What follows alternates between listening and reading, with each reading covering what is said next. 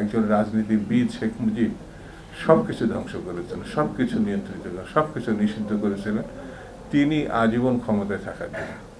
আর একজন জিয়া রহমান যিনি সেনাবাহিনীর লোক ছিলেন তিনি সব কিছু মুক্ত করেছিলেন। সরকার দাবি করেছে, স্বচ্ছতার সঙ্গে নির্ভীকভাবে বলেছেন যে এই বছরের মধ্যেই যাদের জাতীয় সংসদ নির্বাচন হয় সরকার সেটা উদ্যোগ গ্রহণ করবে। এটা যাতে কথার কথা না থাকে, কথার কথা না হয়, আমি মনে হয় তাহলে বাংলাদেশের জন্য ভালো কিছু অপেক্ষা করছে। আমাদেরকে সংকটকালীন সময় যেভাবে ঐক্যবদ্ধ থাকি, সংকট এখনো দূর হয় নাই। আমরা আবার ঐক্যবদ্ধভাবে যদি সামনের দিকে এগোতে পারি, আমার মনে হয় পার্শ্ববর্তী দেশ বা ষড়যন্ত্রকারী বা ফ্যাসিবাদ যাই থাকুক না তারা পরাজিত হবেই। সুধীমণ্ডলী, সাংবাদিক বন্ধুরা, আসসালামু আলাইকুম। একটা কথা সিরিয়াসলি না নিলেও হয়, তারপরেও বলি। একাধিকবার আমরা দাঁড়িয়ে এই বইয়ের পরিচিতি ছবি তোলার জন্য আমরা একাধিকবার দাঁড়িয়েছি। এটাই আমাদের সমাজের চালচিত্র। ঠিক সময় আমরা সবাই একসঙ্গে হাজির হই না, কিন্তু ধরে নিই মিলিটারিরা এটা করবেন। মিলিটারিরা ঠিক সময় প্যারেডে যান, ঘুমাতে যান, ঘুম থেকে ওঠেন। তাদের জীবন ব্যবস্থার সঙ্গে সাধারণ জীবন ব্যবস্থার একটু পার্থক্য আছে। যেমন আমরা বাংলাদেশের ইতিহাসের বর্ণাঢ্য ব্যক্তিত্ব শহীদ জিয়া রহমান, যিনি স্বাধীনতার ঘোষক, তার ঘোষক হওয়ার কথা ছিল না।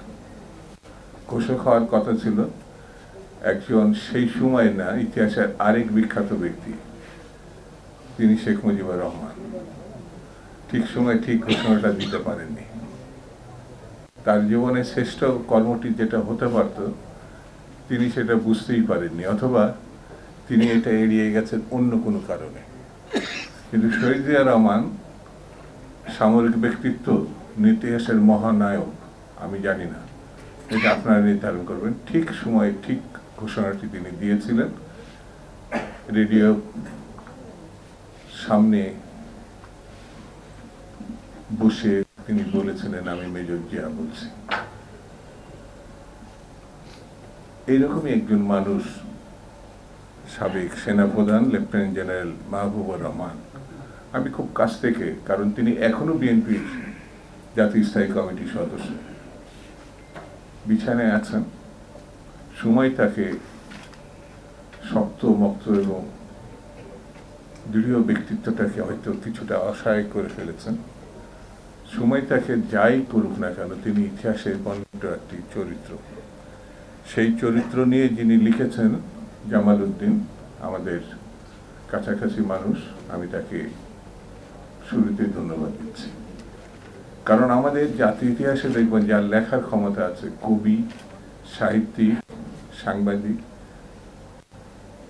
এরাও ঠিক মতো লেখে না। বাইরে যারা রাজনীতিবিদ বা গবেষক বা যাদের নিয়ে রাষ্ট্র এবং সমাজ এগিয়ে যায়, তারা তো একেবারে লেখে না। মৌলানা ভাসানী শতাব্দীর অন্যতম শ্রেষ্ঠ পুরুষ, শ্রেষ্ঠ নায়ক। তিনি একটি মাত্র বই লিখেছেন, একেবারে চটি বই যাকে বলে। চীন থেকে ঘুরে আসার পর সেই বইয়ে উল্লেখ করেছিলেন, আমরা তার নিজের জমানিতেও শুনেছিলাম, যে চীনে তিনি গিয়েছিলেন, তার সব থেকে কোন জিনিসটি ভালো লেগেছে। তিনি খুব সহজ সরলভাবে উত্তর দিয়েছিলেন, চীনাদের হাসির, মুখের হাসিটা আমাকে খুব ভালো লেগেছে। এত নির্মল, এত সুন্দর, এত সহজ হাসি আমি কোনো জায়গায় দেখিনি। এই একটা ছোট্ট ঘটনার মধ্য দিয়ে চীন যে পরিতৃপ্ত একটি জাতি, চীন যে অগ্রগতির প্রতীক, চীন যে উন্নয়নের প্রতীক, চীন যে সুখী একটি জাতি, তখন এটি মৌলানা ভাসানী অন্য সারা বিশ্বের থেকে আলাদা করে এক লাইনে তিনি প্রকাশ করেছেন।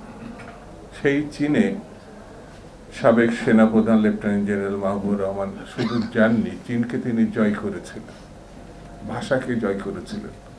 বাংলার মতোই তিনি চীনা ভাষা শুধু বলতেই পারতেন না, লিখতেও পারতেন। চীনে তার একটা আলাদা গুরুত্ব আছে।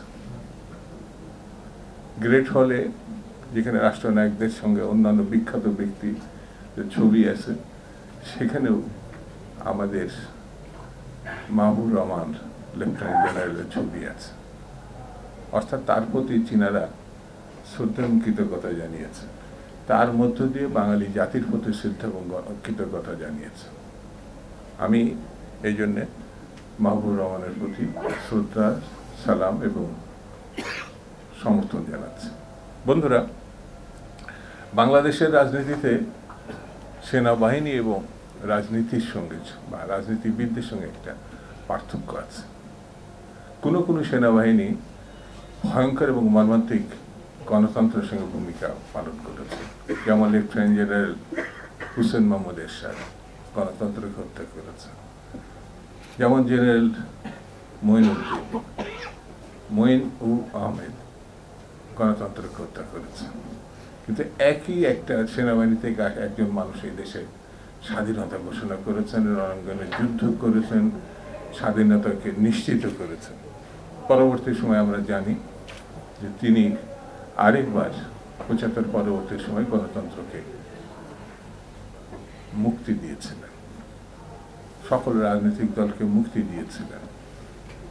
৪টি বাদে সব বন্ধ হয়েছিল সংবাদপত্র, সেই সকল সংবাদপত্রকে তিনি মুক্ত করেছিলেন। এটাও সেনাবাহিনীর মধ্য দিয়ে আমরা পেয়েছিলাম। একজন রাজনীতিবিদ শেখ মুজিব সবকিছু ধ্বংস করেছিলেন, সবকিছু নিয়ন্ত্রিত করেন, সবকিছু নিষিদ্ধ করেছিলেন তিনি আজীবন ক্ষমতায় থাকার জন্য। আর একজন জিয়া রহমান, যিনি সেনাবাহিনীর লোক ছিলেন, তিনি একটা সবকিছু মুক্ত করেছিলেন। তারই সহকর্মী ছিলেন মাহবুবুর রহমান। মাহবুবুর রহমানকে 96-এ এখানেই আলোচনা হয়েছে। তিনি গণতান্ত্রিক সরকারকে রক্ষা করেছিলেন ষড়যন্ত্রের হাত থেকে বাঁচানোর জন্য। এর মধ্যে আপনারা পাবেন সেনাবাহিনীর লোক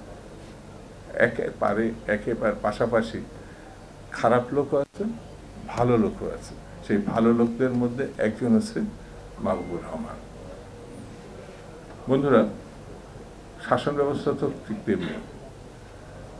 90-তে গণঅভ্যুত্থান, এটা প্রথম গণঅভ্যুত্থান না। আজকে যারা গণঅভ্যুত্থান করে ফ্যাসিজমের হাত থেকে মানুষকে মুক্তি দিয়েছেন, জাতিকে মুক্ত করেছেন, রাজনীতিকে মুক্ত করেছেন, সেই সব মহান শহীদদের তাদের প্রতি সালাম জানাই।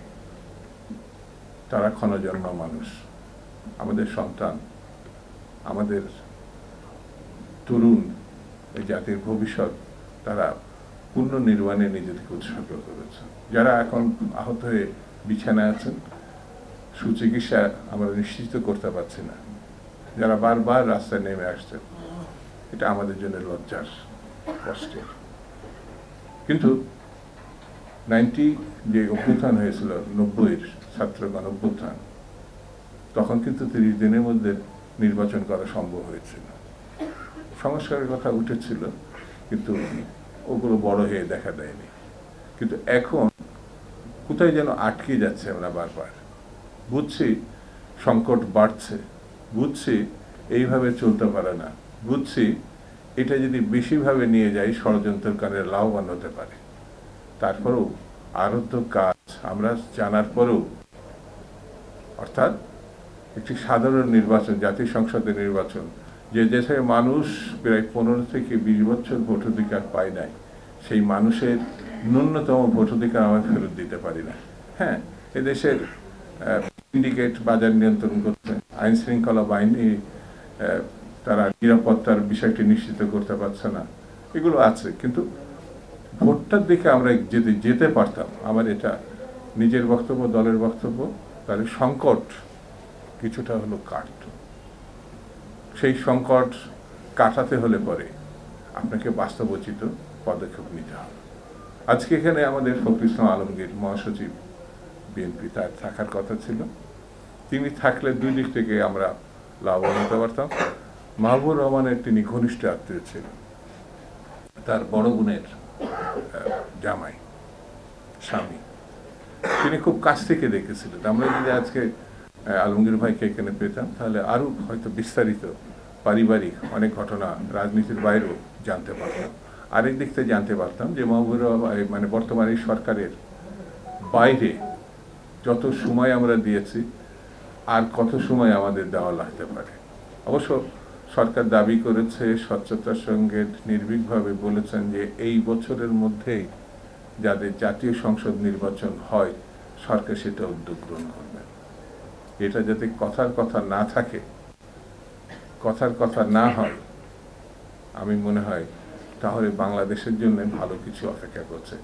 আর যদি অন্যান্য সময়ের মতো কথা দিয়েও কথা না রাখা, অর্থাৎ 72-75-এর মধ্যে তার আগে কথা দিয়েছিল গণতন্ত্র স্বাধীনতাই তাদের লক্ষ্য, কিন্তু ক্ষমতা আসার পর 3.5 বছরে যে ভয়ঙ্কর পরিণতি দেখেছি, শেখ হাসিনার 15 বছর 16 বছরে যে অবস্থা দেখেছি, সেই রকম যদি ঘটনা হয়, স্বচ্ছ স্বাভাবিক গ্রহণযোগ্য নির্বাচনের যদি ঘাটতি থাকে তাহলে জাতি আবার একটি ভয়ঙ্কর বিপদের মধ্যে পড়ে যাবে।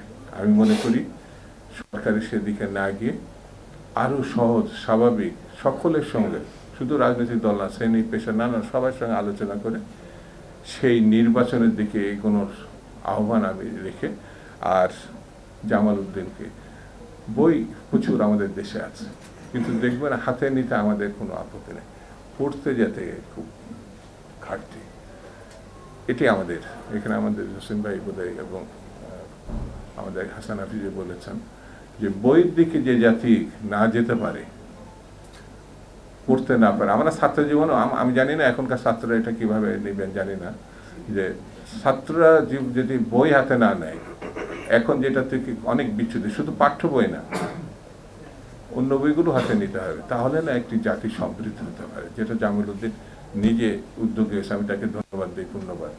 বন্ধুরা, আমাদেরকে সংকটকালীন সময় যেভাবে ঐক্যবদ্ধ থাকি, সংকট এখনো দূর হয় নাই, আমরা আবার ঐক্যবদ্ধভাবে যদি সামনের দিকে এগোতে পারি, আমার মনে হয় পার্শ্ববর্তী দেশ বা ষড়যন্ত্রকারী বা ফ্যাসিবাদ যাই থাকুক না, তারা পরাজিত হবেই, না হওয়ার কোনো কারণে। সবাইকে ধন্যবাদ। খুদা হাফেজ।